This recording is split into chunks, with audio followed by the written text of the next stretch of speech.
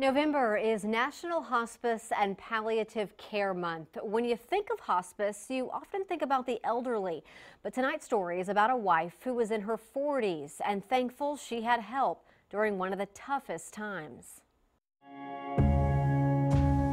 Mark and I met in 2010.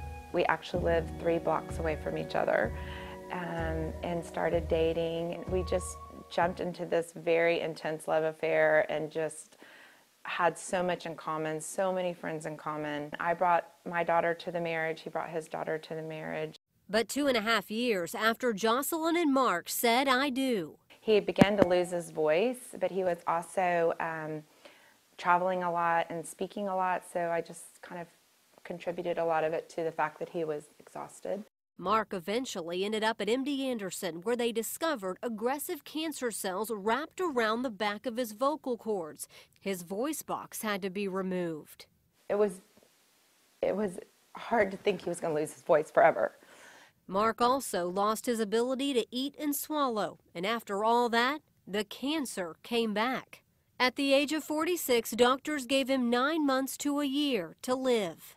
We got home and we called Hospice Austin, and never did I think they were going to sit here in this living room and talk to me. My girls were strong and we were locked arms, and we did what we needed to do, but it was a dark day. Jocelyn was 42 and faced with planning her husband's final days. There's actually data that shows that the journey of grief is eased when hospice comes in as soon as possible, preferably, and starts providing that support. Because then the family is able to relax a little bit and not have to be the only nurse. Mark's nurse Paula, seen here caring for another Hospice Austin patient, became like family. Anytime Paula came into the room, he just lit up like a Christmas tree. I'm not kidding. It was the cutest thing. He loved her. He passed away just shy of our 4th wedding anniversary. And was still enjoying life right up until the end. This was the day before Mark took his final breath.